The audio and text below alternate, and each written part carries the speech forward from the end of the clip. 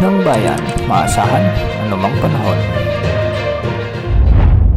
Magandang araw po sa ating lahat. Narito ang update sa lagi ng panahon ngayong araw ng Martes, September 10, 2024. Sa kasalukuyan ay may dalawang low pressure area pa rin tayong minomonitor sa labas at loob ng ating area of responsibility. Samantalang southwest monsoon naman ang siyang magdadala ng maulap na kalangitan na may kalat-kalat na pag-ulan sa bahagi ng Luzon.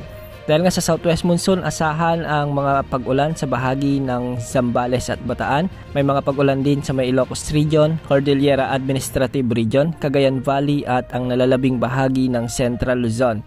Ang mga lugar na ito ay posibleng makaranas ng mga biglaang pagbaha at paggunang lupa, lalo na kung minsan ay may mga katamtaman hanggang sa malalakas na pagbuhos ng ulan.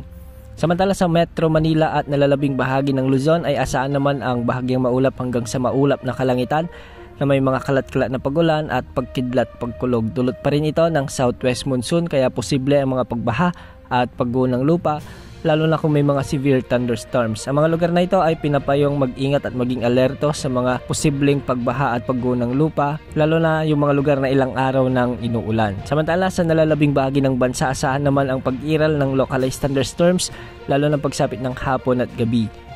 Posibleng makaranas ng mga thunderstorms ang ilang bahagi ng Bicol Region, ilang bahagi ng Samar at Leyte provinces sa may Cebu province at ilang bahagi ng Western Visayas. May mga pag-ulan ding inaasahan sa may Zamboanga Peninsula, Sulu Archipelago at ilang bahagi ng Soc-Sargen.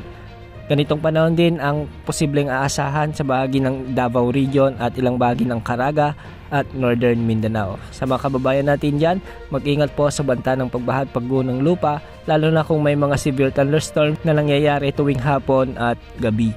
Samantala, para sa lagay naman ng low pressure area, sa loob at labas ng ating area of responsibility, ang unang low pressure area ay huling namataan na Pag-asa sa hilagang silangan ng extreme northern Luzon.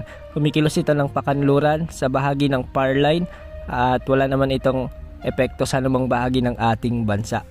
Hindi rin nakikitang maglalandfall ito o tatama sa anumang bahagi ng ating kalupaan, ngunit bagyan itong palalakasin ng habagat sa mga susunod na araw.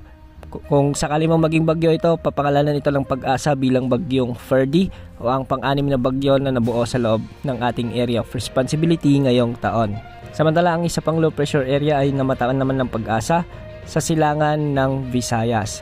Sa ngayon ay patuloy itong kumikilos ng hilagang kanluran at posibleng pumasok sa ating area of responsibility sa mga susunod na araw. Kung sakali ring pumasok ito at maging bagyo, papangalanan ito ng Pag-asa bilang bagyong Hiner o ang pang-pitong bagyong na mabubuo sa loob ng ating area of responsibility ngayong taon. Sa ngayon, nakikita na medyo may kalakasan ang potensyal na sama ng panahon na ito kung sakali mang maging bagyo base sa mga outlook sa ginagamit nating mga wind models. Pero malayo pa ito kaya marami pang pagbabago ang aasahan.